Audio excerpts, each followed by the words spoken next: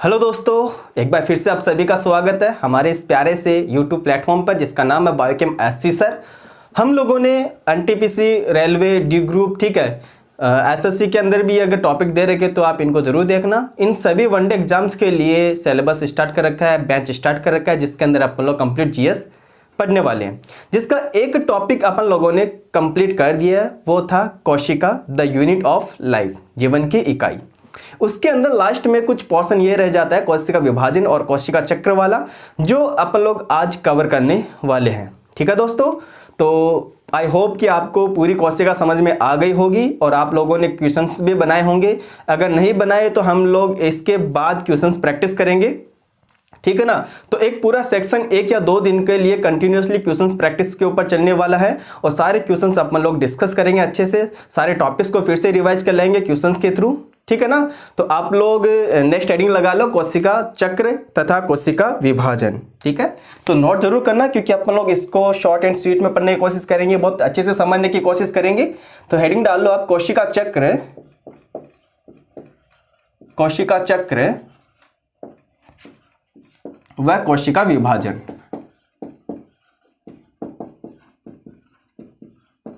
Cell cycle and cell division, ठीक है।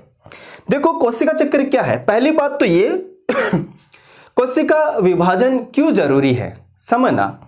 जैसे अगर मैं अपनी बात करता हूं, अगर अपने घाव हो जाता है, वुंड हो जाता है, ठीक है, तो घाव हो जाता है, चोट लग जाती है, तो उसको हील करने के लिए, उसको भरने के लिए यहाँ की आसपास की कोशिका विभाजित होती है और उस घाव को भर देती है। अगर विभाजन का गुण नहीं होता तो भैया ये घाव कभी भरता नहीं भरता। वहीं अगर बात करें अपने ग्रोथ की, अपने वृद्धि की, पहले अपन छोटे से थे, फिर धीरे धीरे क्या हुए, अपन लोग बड़े हो गए। किसके थ्रू हो रहे हैं अपन लोग, कोशिका विभाजन हो रहा है, तभी तो अपन लोग इसके अंदर हो रहे हैं, ठीक है। उसके साथ साथ अपन लोग बात करते हैं इसके अंदर अपने जो निर्माण होता है, जिसके अंदर अपन लोग बोलते हैं जाइगोट। अपनी जो फर्स्ट सेल होती है वो क्या है, जाइगोट, जिसके थ्रू अपनी पूरी बॉडी का निर्माण होता है।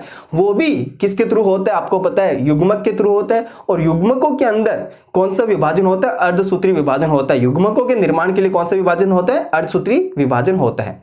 तो ये सारे पॉइंट्स आपको ध्यान में रखना, इसीलिए कोशिका विभाजन दोस्तों बहुत ज्यादा जरूरी है।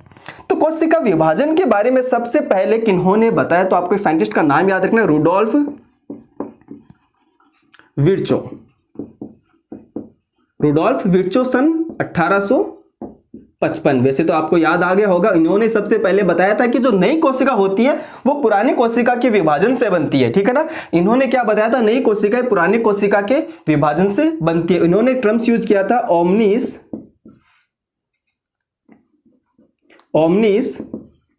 सेलुला ई सेलुला। ये तो टर्म्स किन्होंने यूज किया था, इन रुडोल्फ विर्चो साइंटिस्ट ने यूज किया था सन 1855 में। ये बोलते हैं, इनका क्या मानना था कि जो नई कोशिका होती है वो पुरानी कोशिका से ही बनती है, यानी नई कोशिका का निर्माण पुरानी कोशिका के विभाजन से ही होता है। हालांकि इन्होंने उसकी स्टेप नहीं बताया कि कौन कौन से स्टेप्स के थ्रू होता है, ये सारी बातें इन्होंने नहीं बताई। बस इन्होंने तो अपना एक तथ्य दे दिया, ठीक है, एक थॉट दे दिया कि भैया नई कोशिका बन रही है तो पुरानी कोशिका जब विभाजित होती है तभी इन नई कोशिका का निर्माण होता है। तो इस साइंटिस्ट का नाम अपन को याद रखना है। देन अपन लोग बात करेंगे इसके अंदर कोशिका चक्र की। तो कोशिका चक्र क्या होता है दोस्तों, इसके बारे में हम लोग बात करते हैं। तो कोशिका चक्र में लिखना, आप लोग लिखना, कोशिका के निर्माण से कोशिका के बनने से लेकर कोशिका के बनने से लेकर विभाजन तक की अवस्था क्या कहलाती है, कोशिका चक्र कहलाती है। क्या कहलाती है, कोशिका चक्र कहलाती है। तो नॉर्मल सी बात है, कोशिका जब बनती है वहां से लेकर वापस जब वो विभाजित होती है, यानी विभाजन तक की जो अवस्थाएं होती है उनको अपन लोग क्या बोलते हैं, सेल साइकिल या फिर कोशिका चक्र अपन लोग बोलते हैं। सिंपल सी बात है, ओके। अब कोशिका चक्र के अंदर क्या क्या आता है उसको अपन लोग समझते हैं नॉर्मल सी। तो कोशिका चक्र के अंदर अपन लोग देखते हैं क्या क्या आता है, कौन कौन सी इसके अंदर फेज आती है, ठीक है, ओके। ध्यान से समझना इस चीज को। इसके अंदर देखना,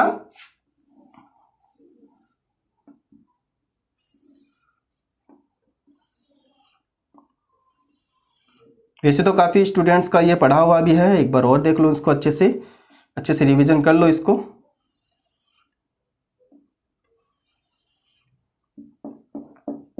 ठीक है, समझना। मान लो सपोज हमारे पास ये कोशिका है, ठीक है, ये क्या है, एक कोशिका है, ठीक है। ये कोशिका सबसे पहले जाती है जीवन फेज के अंदर। पहले कहाँ जाती है ये, जीवन फेज, इसको अपन लोग क्या बोलते हैं, जीवन फेज बोलते हैं, जीवन अवस्था बोलते हैं। उसके बाद ये कोशिका कहाँ जाती है, ये कोशिका जाती है फिर एस फेज के अंदर। कहाँ जाती है फिर, एस फेज के अंदर, संश्लेषित अवस्था बोलते हैं, सिंथेटिक फेज बोलते हैं। उसके बाद ये कोशिका कहाँ जाती है दोस्तों, G2 फेज के अंदर। G2 फेज में जाने के बाद ये तीन उप अवस्थाएं होती है, उप प्रावस्थाएं होती है, जीवन एस G2 किस में आती है, ये इंटरफेज के अंदर आती है। किस में आती है, ये इंटरफेज के अंदर।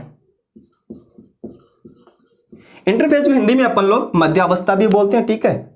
उसके बाद कोशिका कहां जाती है, एम फेज के अंदर जाती है। तो ये जो अवस्था होती है इसको अपन लोग क्या बोलते हैं, एम फेज बोलते हैं, ठीक है। इसको अपन लोग क्या बोलते हैं, एम फेज। इसमें कौन कौन सी उप अवस्था आती है, प्रोफेज, मेटाफेज, एनाफेज, टेलोफेज। उसके बाद आता है साइटोकाइनेसिस। क्या आता है उसके बाद, साइटोकाइनेसिस, यानी कोशिका द्रव्य विभाजन। और उसके बाद आप लोग ये देख रहे हो ना, ये वाला पोर्शन ये आता है जी नोट का, यानी कुछ कोशिकाएं ऐसे होती है जो जी नोट प्रावस्था के अंदर रहती है, वो विभाजित नहीं होती। एक बार कोशिका जीवन के अंदर आ जाती है, एक बार कोशिका जीवन के अंदर आ जाती है तो वो कोशिका 100% विभाजित होगी ही होगी। कुछ कोशिका होती है जो नहीं होती, जैसे तंत्रिका कोशिका, ठीक है, याद रखना इस चीज को, तंत्रिका कोशिका हो गई, मैं यहाँ पे लिख रहा हूं, ठीक है, जो हमेशा इंटरफेज के अंदर पड़ी रहती है, ठीक है ना, हमेशा इंटरफेज में पड़ी रहती है, वो कभी डिवाइड होती ही नहीं, कभी उनका विभाजन होता ही नहीं है। तो दोस्तों याद रखना, तंत्रिका कोशिका तथा कुछ समय पश्चात हृदय की कोशिका, हेड सेल, शुरू में तो बढ़ती है भैया, अरे स्टार्टिंग के अंदर तो अपना जो दिल होता है वो बड़ा होता है, लेकिन एटलीस्ट एक एज ऐसी आती है उसके बाद में हेड की साइज बड़ा होना बंद हो जाता है, रुक जाता है। इसका मतलब वहां की कोशिकाएं अब विभाजित नहीं हो रही है। तो कुछ समय पश्चात जो हेड की सेल होती है वो भी डिवाइड होना बंद हो जाती है। तंत्रिका कोशिका तो आप लोगों को पता ही है, ठीक है। तो ये जो सेल साइकिल होता है ये कंप्लीट अपन को ध्यान में रखना है। इसके अंदर दो आता है, दो फेज होती है, दो चक्र आता है। कौन कौन सा, एक तो इंटरफेज आता है और दूसरा एम फेज यानी कि डिवीजन फेज। तो सेल साइकिल में क्या आता है, मैं यहां पे लिख रहा हूं, सेल साइकिल क्या आता है, पहला तो आता है इंटरफेज, एक नंबर इंटरफेज, और दूसरा आता है इसके अंदर एम फेज यानी कि डिवीजन फेज। इसको अपन लोग क्या बोलते हैं, डिवीजन फेज भी अपन इसको बोलते हैं, विभाजन अवस्था अपन इसको बोलते हैं। क्लियर हो गया, शायद दिख रहा होगा नीचे, हाँ भैया दिख रहा है, ठीक है। तो नॉर्मल सी ये अपन को थोड़े बहुत याद रखना है कोशिका चक्र के बारे में, ठीक है। अब अपन लोग चलेंगे कोशिका विभाजन की तरफ चलेंगे, जिसके अंदर अपन लोग जानेंगे कोशिका विभाजन क्यों जरूरी है। जैसे कि मैंने बता दिया, ग्रोथ के लिए जरूरी है, ठीक है ना, घाव भरने के लिए जरूरी है, युग्मकों का निर्माण के लिए जरूरी है। तो नॉर्मल से अगर कोशिका विभाजन ही नहीं होगी तो कुछ भी नहीं है भैया, जीव के अपन लोग सोच भी नहीं सकते। क्योंकि जब युग्मक ही नहीं बनेंगे, जब गैमीट ही नहीं बनेंगे तो जाइगोट का निर्माण कहां से होगा, आप खुद सोचो, ठीक है ना। अरे युग्मकों का निर्माण कौन से विभाजन के थ्रू होता है, अर्धसूत्रीय विभाजन के थ्रू होता है। क्योंकि युग्मक के अंदर गुणसूत्रों की संख्या क्या हो जाती है, आधी हो जाती है। जब युग्मक ही नहीं बन रहे हैं तो बताओ जाइगोट का निर्माण होगा क्या, बिल्कुल नहीं होगा। तो क्या नया जीव बनेगा, बिल्कुल नहीं बनेगा। तो ऑब्वियस सी बात है, ये सारे पॉइंट अपन को ध्यान में रखने हैं। अब हम लोग चलते हैं इसके अंदर, इंटरफेज के अंदर चलेंगे, ठीक है। ओके भैया चलते हैं। इंटरफेज बहुत ज्यादा इंपॉर्टेंट होती है, जहां पर कोशिका विभाजन के लिए तैयारी करती है अपने, और सबसे ज्यादा समय जो होता है वो इंटरफेज के अंदर ही व्यतीत करती है। सबसे ज्यादा समय इंटरफेज के अंदर ही वो फेस करती है। समझना, सबसे पहला कोशिका चक्र की अवस्था होती है इंटरफेज, इंटरफेज, ठीक है। इसको बोलते हैं अंतरावस्था, क्या बोलते हैं इसको अपन लोग, अंतरावस्था, इंटरफेज अंतरावस्था। इसको अपन लोग रेस्टिंग फेज ही बोलते हैं, याद रखना, रेस्टिंग फेज भी अपन इसको बोलते हैं, यानी कि विश्राम अवस्था।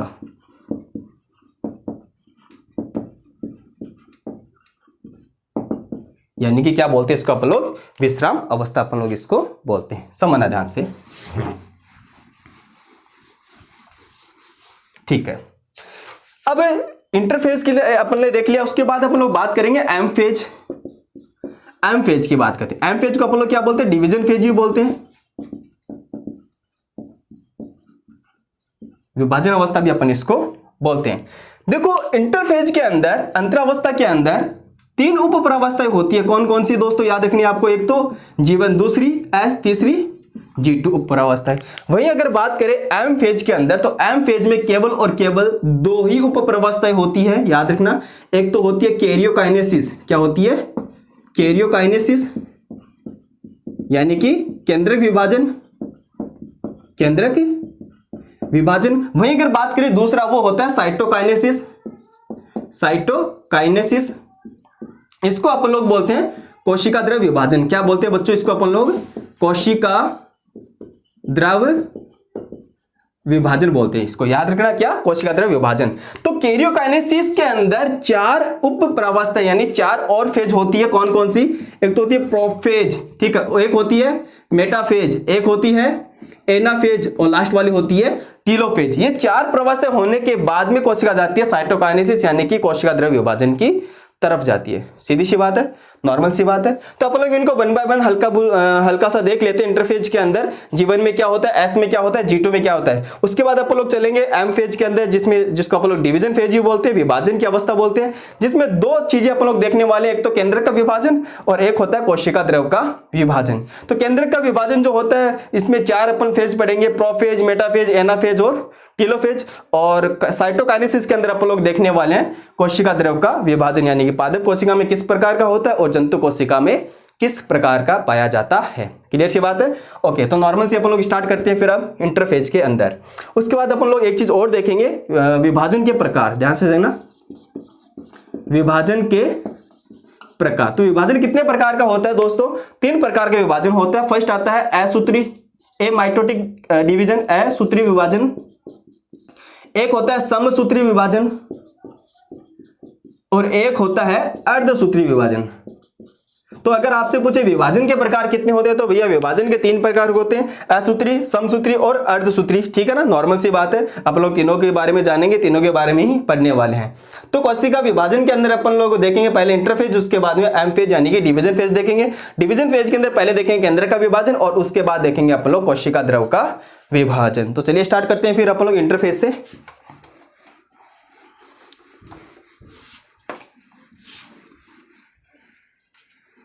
ठीक है, हेडिंग डालो इंटरफेज, जिसको अपन लोग क्या बोलते हैं? रेस्टिंग फेज बोलते हैं, जिसको अपन लोग क्या बोलते हैं? विश्राम अवस्था भी हिंदी में बोलते हैं, अंतरावस्था इसको हिंदी में बोलते हैं। इसके अंदर 3 अपन लोग फेज पढ़ते हैं। जीवन अवस्था। जीवन अवस्था में ध्यान समझना क्या होता है। देखो, जीवन अवस्था जो होती है वो इंटरफेज की सबसे बड़ी अवस्था होती है। पहला पॉइंट तो ये याद रखना है, इंटरफेज की सबसे बड़ी अवस्था जीवन अवस्था होती है। इसमें क्या क्या होता है वो पॉइंट थोड़े इंपॉर्टेंट है। इसमें एक तो कोशिका व केंद्रक के आकार में वृद्धि, केंद्रक के आकार में वृद्धि होता है। पहला पॉइंट अपन को ये याद रखना है, कोशिका व केंद्रक के आकार में वृद्धि होती है। दूसरा इंपॉर्टेंट पॉइंट अपन को क्या याद रखना, जो कोशिकांग होते हैं, ठीक है, जो कोशिकांग होते हैं उनमें वृद्धि होती है। कोशिकांगों में वृद्धि, कोशिकांगों में वृद्धि। कोशिकांगों में भी क्या होती है? वृद्धि होती है। यानी कि जीवन फेज के अंदर कोशिका तैयार हो रही है विभाजन के लिए, इसको सारी चीजें बहुत ज्यादा मात्रा में चाहिए, तो कोशिका का आकार बढ़ जाएगा, केंद्रक का आकार बढ़ जाएगा, ठीक है, कोशिकांगों की जो संख्या होती है उनमें वृद्धि हो जाती है, नॉर्मल सी बात है। इसको अपन लोग बोलते हैं चेक पॉइंट। तीसरा पॉइंट अपन को क्या याद रखना? Checkpoint. अगर आपको पूछे कि चेक पॉइंट किसको बोलते हैं, चेक पॉइंट, चेक पॉइंट का मतलब क्या होता है? अगर एक बार कोशिका जीवन अवस्था से गुजर जाती है, जीवन अवस्था में आ जाती है, तो वो कोशिका 100% डिवाइड होती ही होती है। यानी कि जीवन अवस्था ही कोशिका को चेक करती है कि भैया ये विभाजन करेगी कि नहीं करेगी। तो अगर आपसे पूछे कि चेक पॉइंट कौन सी अवस्था को बोलते हैं अपन लोग, तो याद रखना जीवन अवस्था को अपन लोग चेक पॉइंट बोलते हैं। क्या बोलते हैं इसको? अपन लोग चेक पॉइंट बोलते हैं। क्लियर हो गया इतना सा? ओके, समझ आया? ठीक है, नेक्स्ट अपन लोग बात करते हैं। देखो, जीवन अवस्था के अंदर ये सारी बातें अपन को याद रखनी है। उसके बाद अपन लोग बात करते हैं इसके अंदर एस फेज के अंदर। एस फेज को अपन लोग बोलते हैं संश्लेषित अवस्था, सिंथेसिस फेज, ठीक है ना, संश्लेषित अवस्था, यानी कि इसको अपन लोग बोलते हैं सिंथेसिस फेज, अपन इसको बोलते हैं। इसके कुछ इंपॉर्टेंट पॉइंट्स अपन को याद रखना। पहला पॉइंट अपन को इसके अंदर याद रखना है डीएनए की DNA deoxyribose nucleic acid, DNA की मात्रा जो होती है, डीएनए की मात्रा क्या हो जाएगी इसके अंदर, डबल हो जाती है, दुगुनी हो जाती है। डीएनए की मात्रा क्या हो जाती है इसमें, डबल हो जाती है, दुगुनी हो जाती है। गुणसूत्र के नंबर उतने ही रहते हैं, वो मत कंफ्यूज हो जाना, ठीक है ना। सेकंड पॉइंट अपन को क्या याद रखना है, इसके अंदर हिस्टोन प्रोटीन का संश्लेषण होता है, वेरी वेरी इंपॉर्टेंट। क्या, हिस्टोन प्रोटीन का संश्लेषण होता है, हिस्टोन प्रोटीन का संश्लेषण होता है, हिस्टोन प्रोटीन का इसके अंदर निर्माण होता है। थर्ड इंपॉर्टेंट पॉइंट अपन को बच्चों क्या याद रखना है इसके अंदर, पहला डीएनए की मात्रा डबल हो जाती है, हिस्टोन प्रोटीन का संश्लेषण होता है। तीसरा पॉइंट, अगर वो कोशिका जंतु कोशिका है, वेरी वेरी इंपॉर्टेंट, थोड़ा फोकस करके सुनना, अगर कोशिका विभाजित जो हो रही है, अगर वो जंतु कोशिका है तो उसके अंदर 100% क्या मिलेगा, तारक केंद्र मिलेगा, तारकाय मिलेगा। ऑब्वियस सी बात है, पादप कोशिका में नहीं होता, मैंने आपको ऑलरेडी पढ़ा चुका हूं। पादप कोशिका में तारकाय नहीं पाया जाता, जबकि जंतु कोशिका में तारकाय पाया जाता है।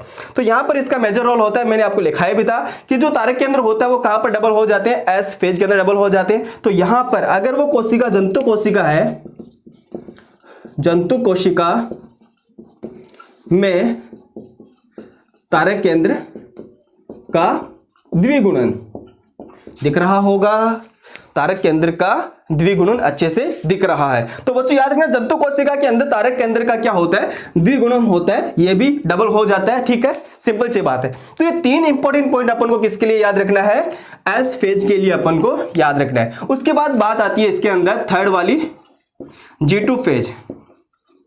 थर्ड बात आती है, थर्ड फेज कौन सा है, G2। जीवन अपन को पता चल गया, कोशिका केंद्र के आकार में वृद्धि होती है, कोशिकाओं में वृद्धि होती है, चेक पॉइंट अपन इसको बोलते हैं, ठीक है, सीधी सी बात है। एस फेज के अंदर इंपॉर्टेंट पॉइंट अपन को क्या क्या याद रखना है, डीऑक्सीराइबोज न्यूक्लिक एसिड यानी डीएनए की मात्रा डबल हो जाती है, हिस्टोन प्रोटीन का संश्लेषण हो जाता है, और जंतु कोशिका में तारक केंद्र का द्विगुणन भी होता है। अगर कोशिका जंतु वाली है तो उसमें जरूर तारकाय मिलेगा, और वो क्या हो जाते हैं, डबल हो जाते हैं। आ जाओ G2 फेज की तरफ। देखो G2 फेज में क्या होता है, वेरी वेरी इंपॉर्टेंट। पहली बात तो अपन को याद रखनी, इसके अंदर प्रोटीन संश्लेषण होता है, प्रोटीन का निर्माण होता है, प्रोटीन का संश्लेषण, प्रोटीन का संश्लेषण। साथ ही साथ जो नॉन हिस्टोन प्रोटीन होती है वो याद रखना आपको। हिस्टोन प्रोटीन का संश्लेषण तो एस फेज में होता है, और नॉन हिस्टोन प्रोटीन का संश्लेषण कहां होता है, वो होता है G2 फेज के अंदर का संश्लेषण, समझ आना, यानी निर्माण, ठीक है। तो नॉन हिस्टोन प्रोटीन का निर्माण कहां पर होता है बच्चों, याद रखना, G2 फेज के अंदर होता है, G2 अवस्था के अंदर होता है। साथ ही साथ जो विभाजन के लिए एंजाइम्स उपस्थित होते हैं, एंजाइम्स की जरूरत होती है, उनका संश्लेषण भी कहां होता है, G2 फेज के अंदर होता है। एंजाइम्स का निर्माण भी कहां होता है, जो विभाजन के लिए जरूरी है, G2 फेज के अंदर ही उनका संश्लेषण होता है। तो नॉर्मल सी बात होगी, ये सारे पॉइंट अपन को याद रखना है इंटरफेज के लिए। तो इंटरफेज के अंदर जो क्वेश्चंस बनता है मोस्टली कहां से बनेगा बच्चों, याद रखना, वो क्वेश्चन बनेगा यहां से और यहां से, वेरी वेरी इंपॉर्टेंट। डीएनए की मात्रा डबल कहां हो जाती है, एस फेज के अंदर, ठीक है। तारक के अंदर डबल कहां हो जाती है, एस फेज के अंदर, सिंपल सी बात है। चेक पॉइंट किसको बोलते हैं अपन लोग, G1 फेज को बोलते हैं, ठीक है। प्रोटीन का संश्लेषण कहां पे होता है, G2 फेज के अंदर होता है। नॉन हिस्टोन प्रोटीन का संश्लेषण G2 फेज के अंदर, एंजाइम्स का निर्माण G2 फेज के अंदर। इंटरफेज समझ में आया, ठीक है। अब देखना एक चीज और, कोशिका विभाजन की, जो कि सबसे वेरी वेरी इंपॉर्टेंट है, मैं यहां पे लिख रहा हूं, यहां पर, चलो यहां पर लिखते हैं, ठीक है, रेड वाले से लिख देते हैं ताकि आपको दिख जाए। समझना, कोशिका विभाजन की सबसे बड़ी प्रावस्था ही इंटरफेज होती है। कोशिका विभाजन में सबसे ज्यादा समय कहां पे लगता है भैया, तो कहां पे लगता है दोस्तों, आपको याद रखना, इंटरफेज के अंदर कोशिका विभाजन में सबसे ज्यादा समय लगता है। मान लो एक नॉर्मली अगर ह्यूमन बीइंग की कोशिका की बात करें, सामान्यतः अगर ह्यूमन बीइंग की कोशिका की बात करें तो ये 24 घंटे के अंदर डिवाइड होती है नॉर्मल सी, ठीक है। तो इसके अंदर से 23 घंटे तो इसके अंदर लग जाते हैं, किसमें, इंटरफेज के अंदर लग जाते हैं। बाकी बचा हुआ 1 घंटा किसमें लगता है भैया, ये एम फेज यानी कि डिवीजन फेज में लगता है।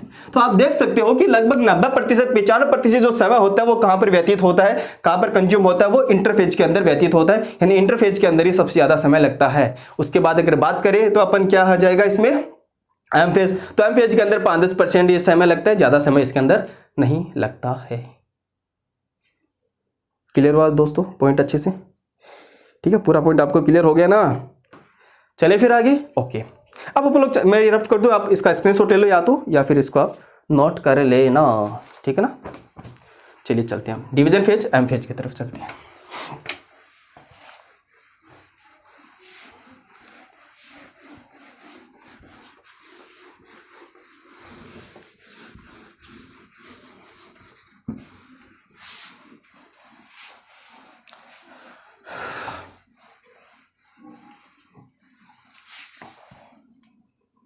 समझना डिवीजन फेज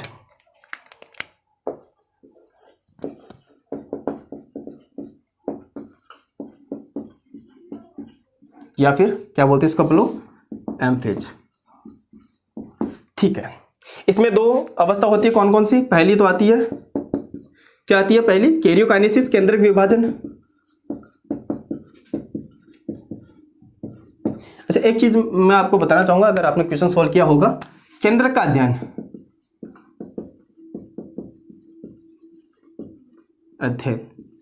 याद रखना कैरियोलॉजी होता है। काफी बच्चों को पता भी होगा, फिर भी आप नोट कर लेना ऊपर मार्जिन के अंदर। तो केंद्रक विभाजन पहली होती है। सेकंड वाले की बात करें तो वो होती है कोशिका द्रव विभाजन। कोशिका द्रव विभाजन समझ थोड़ा सा इजी एकदम से। पहला क्या होता है, बाद में क्या होता है, कई बच्चों को ये कंफ्यूजन रहता है। पहले केंद्रक विभाजन होता है, कोशिका द्रव विभाजन होता है। समझना, सपोज ये क्या है, कोई कोशिका है, ठीक है, और बीच में क्या है, इसके केंद्रक है, दोहरी केंद्रक है, ठीक है, नॉर्मल सी बात है, ओके। समझना, अब आप लोग देखते होंगे आजकल जॉइंट फैमिली वाला इतना क्रेज रहा नहीं। मान लो कि दो भाइयों को एकदम से अलग अलग कर दिया, ठीक है। अगर दो भाई अलग अलग रहना चाहते हैं तो फिर पहले क्या करते हैं, पहले वो अपने घर का बंटवारा करते हैं, ठीक है। घर के अंदर ही तो न्यारा है, तो घर के अंदर बंटवारा करे जना, कहीं कहीं करा करे बच्चों। ध्यान समझना, पहले वो क्या करते हैं, जो नॉर्मली मकान वगैरह होते हैं उनका डिवाइडेशन करते हैं कि भैया 2 मकान तेरे, 2 मकान मेरे, किचन तेरा, ये छान मेरी, नॉर्मल से ऐसे ही करते हैं। तो पहले क्या होता है, घर के अंदर बंटवारा, ठीक है, पहले क्या होता है घर के अंदर बंटवारा। उसके बाद बोलते हैं चलो भाई खेतों की तरफ चलते हैं, 8 बीघा खेत है, 4 बीघा तेरे, 4 बीघा मेरे। उसके बाद क्या होता है, कोशिका द्रव का विभाजन होता है, ठीक है ना। विभाजन पहले घरों से ही होता है, यानी पहले इसका विभाजन होगा और उसके बाद कोशिका द्रव का विभाजन होगा, है कि नहीं? नहीं, नॉर्मल सी बात बताओ आप, है कि नहीं, है ना, ऐसा ही होता है, ठीक है। तो सबसे पहले घर के अंदर बंटवारा होता है कि भैया इतना केस है, इतना ज्वेलरी है, चलो चेंज करते हैं, ये आधा आपका, ये आधा मेरा, न्यारा, ठीक है, न्यारा ठीक है, सुपर है। नेक्स्ट बात करते हैं अपन लोग, पहले केंद्र का विभाजन आप लोग पढ़ेंगे, जिसके अंदर कौन कौन सी फेज पढ़ने वाले, इसके अंदर अपन लोग prophase, metaphase, anaphase and telophase पढ़ेंगे। उसके बाद अपन लोग पढ़ेंगे कोशिका द्रव का विभाजन पढ़ेंगे। तो करते हैं स्टार्ट, करें स्टार्ट, ओके। तो दोस्तों बात करते हैं अब डिवीजन फेज की। तो डिवीजन फेज के अंदर अपन लोग 1 बाय 1 पढ़ने वाले प्रोफेज, मेटाफेज, एनाफेज और टीलोफेज के बारे में। चलिए हेडिंग डालो। पहला अपन को पता होना चाहिए जो एम फेज होता है, ठीक है। एम फेज के अंदर पहला अपन लोग क्या पढ़ेंगे, कैरियोकाइनेसिस, यानी कि केंद्र का विभाजन, केंद्र का विभाजन समझना। तो पहले अपन लोग इसके अंदर देखेंगे विभाजन कौन से प्रकार का पढ़ रहे हैं, वो है अपना समसूत्री विभाजन, समसूत्री विभाजन।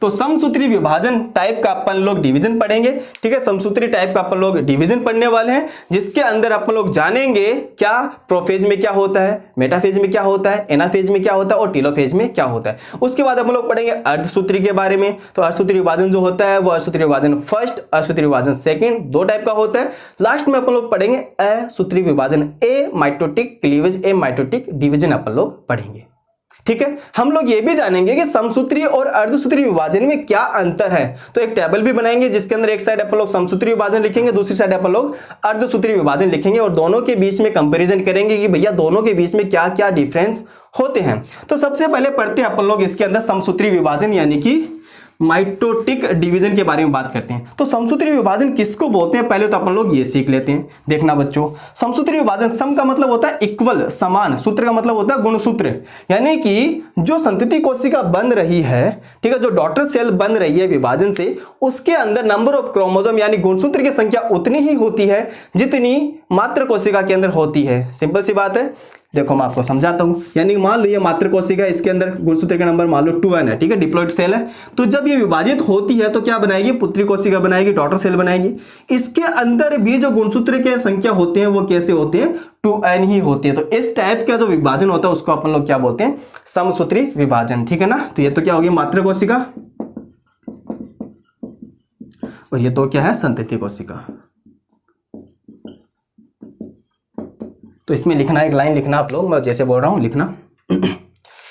इस प्रकार के विभाजन में, इसमें लाइन लिखना समसूत्री विभाजन के अंदर एरो मार्क करके, इस प्रकार के विभाजन में संतति कोशिका में गुणसूत्रों की संख्या, संतति कोशिका में गुणसूत्रों की संख्या उतनी ही होती है जितनी मात्र कोशिका में होती है। ठीक है, जितनी मात्र कोशिका में होती है। ऐसा विभाजन समसूत्री विभाजन कहलाता है। ऐसा विभाजन समसूत्री विभाजन कहलाता है। नेक्स्ट अपन लोग बात करते हैं इसके कुछ फेज की, जिसके अंदर अपन लोग पढ़ेंगे क्या, पहला जिसको कैरियोकाइनेसिस अपन लोग बोल रही थी, है ना, कैरियोकाइनेसिस।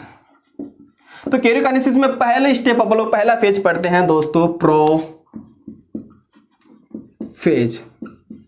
पूर्वावस्था हिंदी में बोलते हैं, और प्रोफेज को आप लोग प्रोफेज ऐसे भी हिंदी में लिख सकते हैं। प्रोफेज के अंदर क्या क्या होता है, जो इंपॉर्टेंट पॉइंट्स है, जो की पॉइंट है, जहां से क्वेश्चंस बनता है, मैं वही लिखूंगा।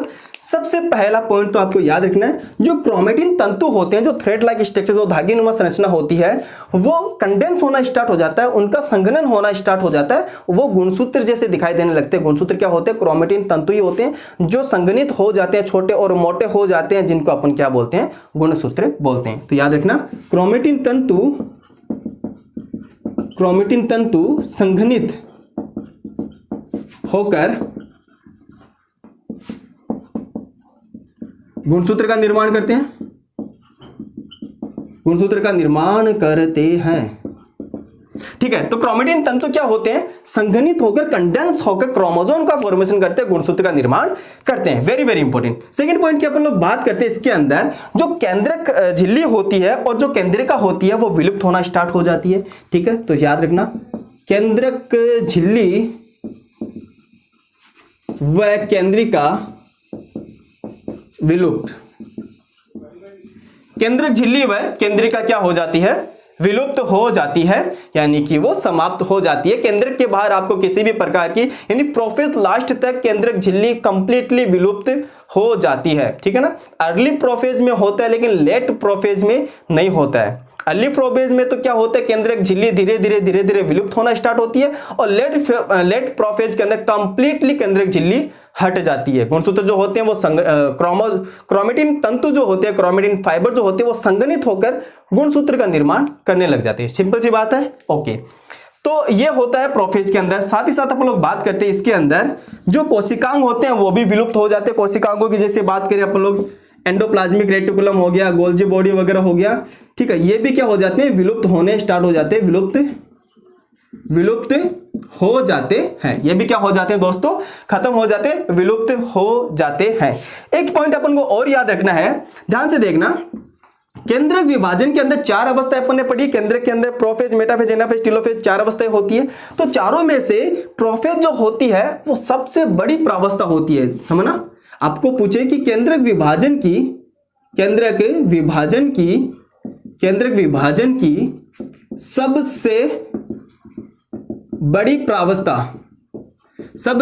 बड़ी प्रावस्था कौन सी होती है, प्रोफेज होती है। ठीक है ना, नॉर्मल सी बात आपको याद रखना है, केंद्रक विभाजन की सबसे बड़ी प्रावस्था कौन सी होती है दोस्तों, याद रखना है, प्रोफेज प्रावस्था जो होती है, प्रोफेज होता है, वो सबसे बड़ी प्रावस्था होती है केंद्रक विभाजन यानी कि कैरियोकाइनेसिस की। क्लियर हुआ दोस्तों इतना सा?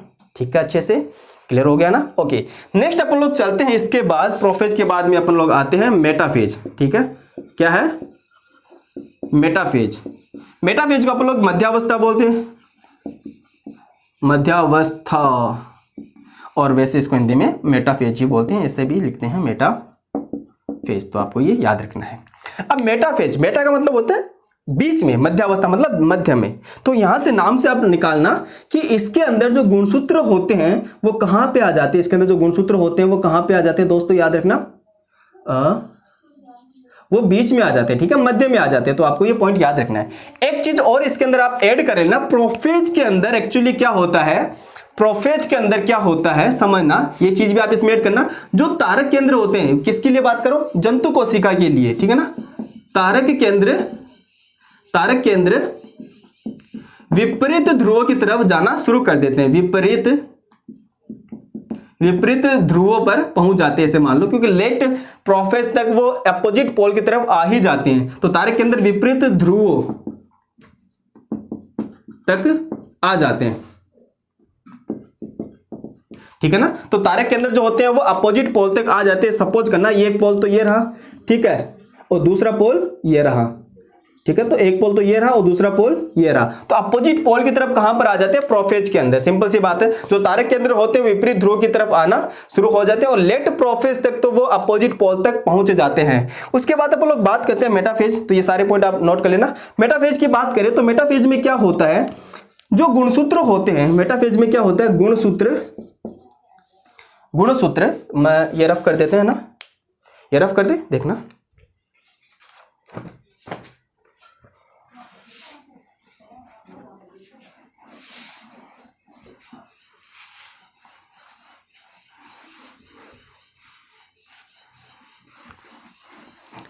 लिखना गुणसूत्र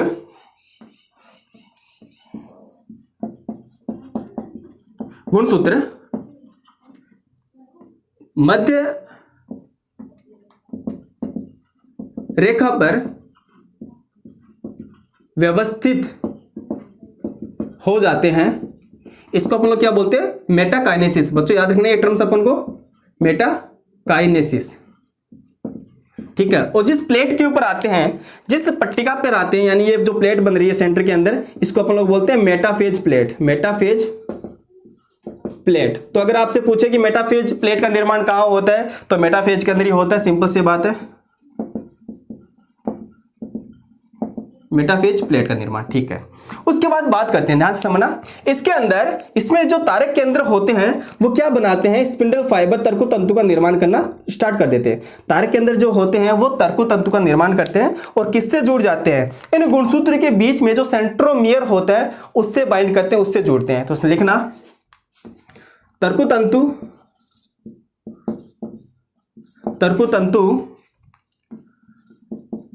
तारक केंद्र से सेंट्रोमियर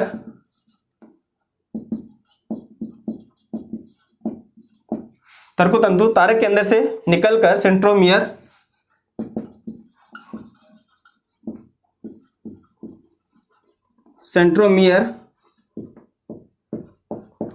पर जुड़ जाते हैं, ठीक है ना। तो ये कहां से निकलते हैं, तारक केंद्र से निकलते हैं और सेंट्रोमियर यानी गुणसूत्र का जो मिड वाला पॉइंट होता है सेंट्रोमियर, वहां पर आकर ये जुड़ जाते हैं, वहां पर आके ये बाइंड हो जाते हैं। इतना पॉइंट क्लियर हुआ, ओके।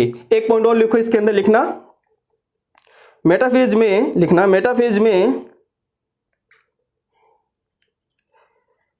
गुणसूत्रों का अध्ययन किया जाता है, मेटाफेज में गुणसूत्रों का अध्ययन किया जाता है। अगर आपसे पूछे कि गुणसूत्रों का अध्ययन कौन सी अवस्था में किया जाता है, तो दोस्तों आपको याद रखनी है कौन सी अवस्था में होगा, वो मेटाफेज के अंदर होता है। कौन सी अवस्था में होता है, वो मेटाफेज के अंदर। तो आपको यह पॉइंट भी याद रखना,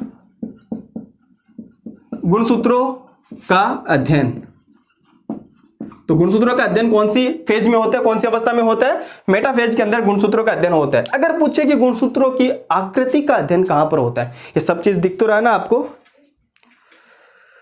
ओके।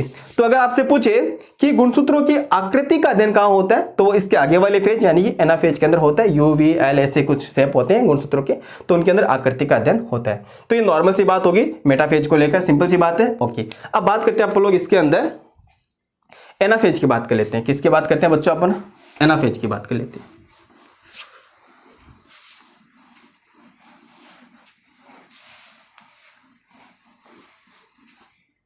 समझना, थर्ड आता है एनाफेज।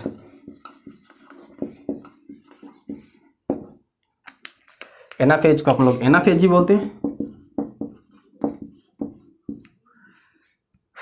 हिंदी टर्म्स एनाफेज को अंत्यावस्था, पश्चावस्था, अजीब सा नाम है देखो, पश्चावस्था, खतरनाक नाम है, कोई बात नहीं। आप तो ये वाला टर्म्स याद कर लेना एनाफेज, तो ये इससे भी कोरिलेट करेगा, इंग्लिश वाले से भी, सिंपल सी बात है, अपन को याद रहेगा। अब एनाफेज के अंदर क्या होता है समझना, एनाफेज के अंदर जो तर्कु तंतु बनते हैं ना, एनाफेज में क्या होता है, जो तर्कु तंतु बनते हैं वो क्या करते हैं, इन गुणसूत्रों को, जो क्रोमेटिड्स वगैरह होते हैं, इनको अपनी तरफ खींचना स्टार्ट कर देते हैं, ठीक है। तो यानी कि सिंपल सी बात है, इनके अंदर क्या होता है, इनमें कॉन्ट्रैक्शन यानी संकुचन होना स्टार्ट हो जाता है, इनके अंदर संकुचन होना स्टार्ट हो जाता है, ठीक है ना। तो इनके अंदर क्या होता है, संकुचन होना स्टार्ट हो जाता है, समझना।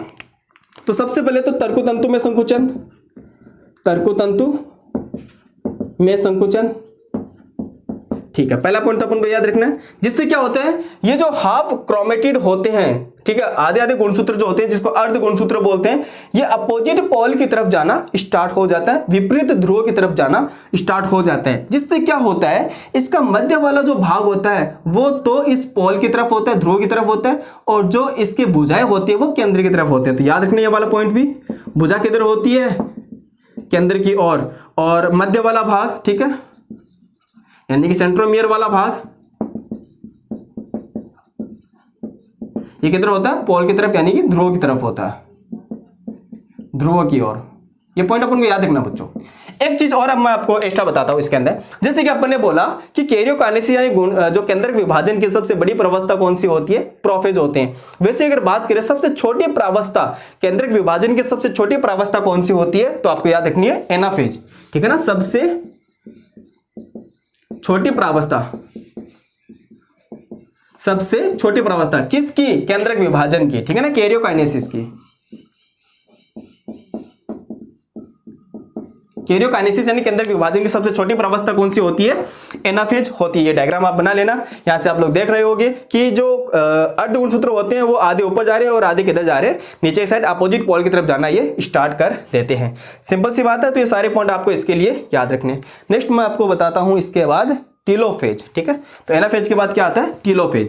देखो टीलोफेज जो होता है वो प्रोफेज का जस्ट उल्टा होता है। टीलोफेज तो बहुत ज्यादा इजी है। टीलोफेज जो होता है वो प्रोफेज का जस्ट उल्टा होता है। जिस तरह से प्रोफेज के अंदर आप देख रहे थे केंद्रक झिल्ली केंद्रिका वगैरह विलुप्त हो गई थी, वैसे ही हम बात करें टीलोफेज के अंदर तो उनका वापस से निर्माण हो जाता है। तो फोर्थ जो फेज है उसको अपन लिख लो टीलोफेज। क्या है, टीलोफेज। इसको अपन लोग अंत्यावस्था बोलते हैं, अंत्यावस्था ऐसा आप देख लेना एक बार। और वैसे भी इसको क्या बोलते हैं, टीलोफेज ही बोलते हैं, ठीक है, समझना। पहला पॉइंट तो अपन को ये याद रखना है, इसमें जो गुणसूत्र थे वो वापस से असंगनित, पहले कंडेंस हुए अब वापस से कंडेंस होना बंद कर देंगे। तो अब क्या हो जाएगा, वो असंगनित हो जाएंगे। पहले तो वो संगनित हुए थे, अब क्या हो जाते, इसमें गुणसूत्र असंगनन या गुणसूत्रों का असंगनन, गुणसूत्रों का असंगनन। इसका मतलब क्या होता है, ध्यान से देखना।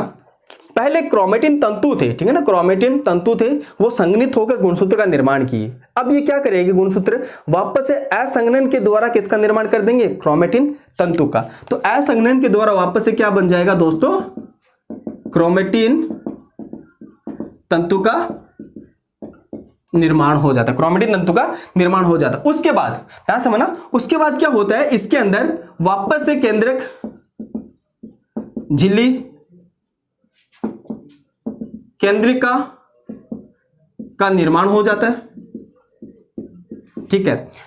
जो क्रोमेटिन तंतु होते हैं वो अब साफ नहीं दिखाई देते क्योंकि उनका असंगनन यानी कि वापस से क्या हो जाएंगे, वो उलझ जाएंगे, अपन को एकदम क्लियरली नहीं दिखेंगे, गुणसूत्र के फॉर्म में वो अब नहीं दिखेंगे। उसके बाद हम लोग बात करते हैं, जैसे वहां पर एंडोप्लाज्मिक रेटिकुलम खत्म हुआ था, यहां पर वापस बन जाएगा, गोल्जी बॉडी खत्म हुआ था, यहां पर वापस बन जाएगा। तो इनका निर्माण, इनका फिर से निर्माण, इनका फिर से निर्माण हो जाता है, ठीक है ना। सिंपल सी बात है, अगर मैं इसका डायग्राम बनाऊं तो ये आप समझ सकते हो, ठीक है ना। तो ये आपको इसके अंदर कुछ भी एकदम से क्लियर नहीं दिख रहा क्योंकि जो क्रोमेटिन तंतु वो क्या हो गए, अभी क्या हो गए दोस्तों, क्रोमेटिन तंतु असंगनन हो गया उनका, ठीक है। सिंपल सी बात है, अपन को इसके अंदर कुछ भी नजर नहीं आ रहा है। तो ये सारे पॉइंट हो गए प्रोफेज, मेटाफेज, एनाफेज और टीलोफेज से रिलेटेड, जो कि वेरी वेरी इंपॉर्टेंट थे, जो कि की पॉइंट होते हैं, जहां से क्वेश्चन बनता है, नॉर्मली इसके अलावा नहीं बनता है। सिंपल सी बात है। तो आप इनको एक बार जरूर देखना, इनको जरूर लिखना। उसके बाद अपन लोग बात करते हैं इसके अंदर कैरियोकाइनेसिस के बाद। तो कैरियोकाइनेसिस तो फर्स्ट हो गई, दूसरा क्या था, साइटोकाइनेसिस। तो हेडिंग लगाओ साइटोकाइनेसिस,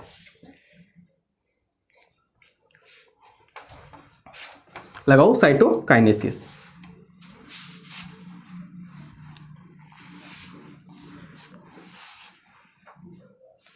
साइटोकाइनेसिस।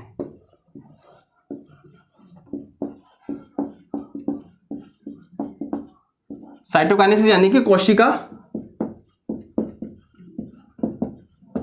द्रव विभाजन। अब खेत का बंटवारा, इतनी देर तो घर का चल रहा था, अब चलते हैं खेत की तरफ चलते हैं। तो कोशिका द्रव विभाजन की बात करते हैं बच्चों, तो इसके अंदर ध्यान से देखना, पादप कोशिका में और जंतु कोशिका में अलग अलग विधि द्वारा होता है। बस वो नाम आपको याद रखना है कि पादप कोशिका में कौन सी विधि द्वारा होता है और जंतु कोशिका में कोशिका द्रव विभाजन कौन सी विधि के द्वारा होता है। तो पहले बात करते हैं हम लोग पादप कोशिका की। तो बच्चों पादप कोशिका के अंदर केंद्र से यानी सेंटर से कोशिका भित्ति का निर्माण होता है और वो परिधि की तरफ चलता है। ठीक है, तो पहले सेंटर के अंदर क्या बनती है, इसके अंदर पट्टी बनती है। जैसे मैं आपको बताता हूं,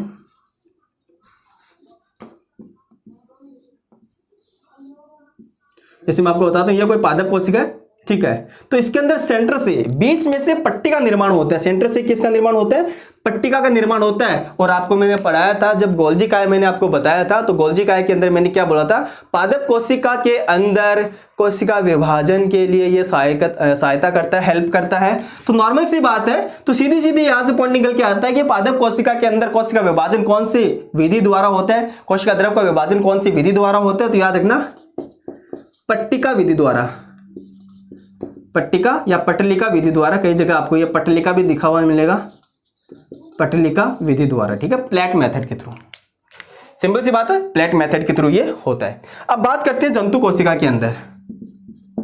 जंतु कोशिका के अंदर कोशिका द्रव विभाजन किस तरह से होता है, कौन सी विधि के द्वारा होता है। तो आपने नॉर्मली देखा होगा, ये कोई जंतु कोशिका है, ये कोशिका विभाजन कैसे करती है, इसके अंदर सेंटर में क्या बनती है, खांच बनती है। ठीक है ना, खांच बनती है। तो इसके थ्रू यानी कि खांच के थ्रू यानी कि इसमें कौन सी विधि द्वारा होता है, खांच विधि के द्वारा होता है, खांच विधि के द्वारा होता है। तो ये नॉर्मल सी बात है, दोनों विधि अपन को याद रखना है कि पादप कोशिका में कोशिका द्रव विभाजन कौन सी विधि के द्वारा होता है, पट्टिका विधि के द्वारा।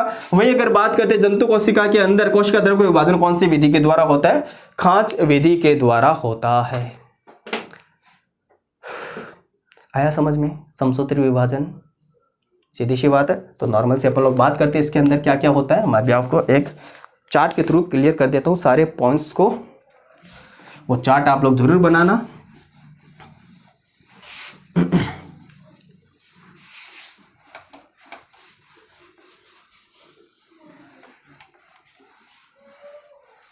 ठीक है, समसूत्री विभाजन,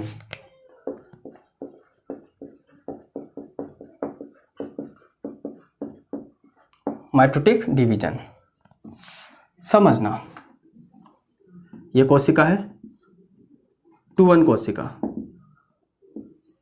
द्विगुणित कोशिका। मान लो 46 गुणसूत्र इसके अंदर, यानी कि मैं लेता हूं ये काई कोशिका, सोमेटिक सेल, काई कोशिका ले लेते हैं। ये कोशिका विभाजित होती है। ठीक है, पहले जाती है इंटरफेज के अंदर, पहले कहां जाती है, इंटरफेज के अंदर। इंटरफेज के अंदर आ गई भैया, ये लो। ठीक है, इंटरफेज के अंदर कितनी फेज होती है, 3, G1 S G2। ठीक है ना, G1 के अंदर मैंने बता दिया था कोशिका का आकार बढ़ता है, केंद्रक का आकार बढ़ता है, कोशिकाओं की संख्या बढ़ती है। S के अंदर मैंने आप लोगों को बता दिया डीएनए का क्या होती है, मात्रा डबल हो जाती है, स्ट्रॉन्ग प्रोटीन का संश्लेषण होता है। वही अगर बात करें अगर जंतु कोशिका है, सिंपल सी बात है, अगर जंतु कोशिका है तो तारक केंद्र का भी क्या होता है, रेप्लिकेशन हो जाता है, डबल हो जाता है। G2 के अंदर मैंने आपको बता दिया प्रोटीन संश्लेषण वगैरह, नॉन स्ट्रॉन्ग प्रोटीन का संश्लेषण। उसके बाद क्या होती है, एम फेज। एम फेज, तो एम फेज के अंदर 2 प्रोसेस होती है, 2 फेज होती है। कौन कौन सी, केंद्रक विभाजन, केंद्रक विभाजन, एक होता है कोशिका द्रव विभाजन। क्या होता है दोस्तों, कोशिका द्रव विभाजन।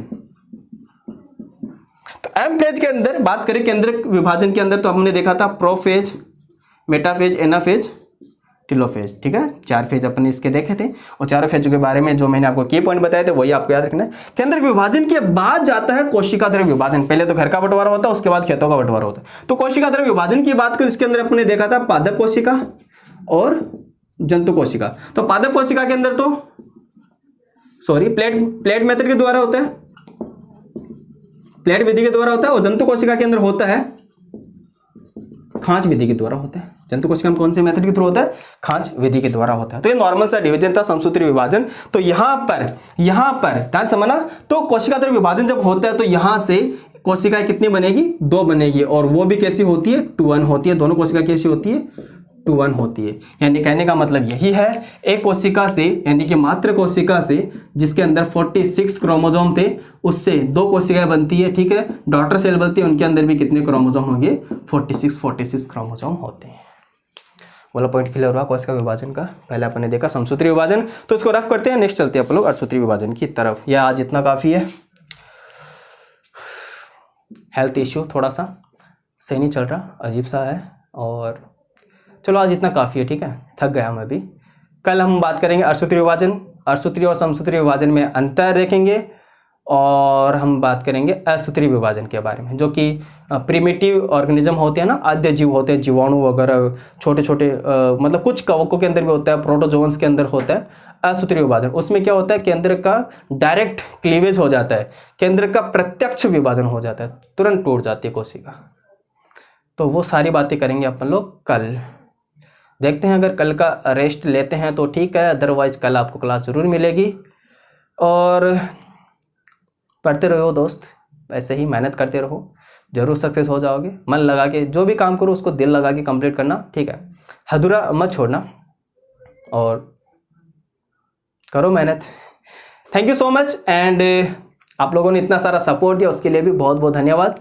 तो स्टडी करते रहिए। Bye bye, take care.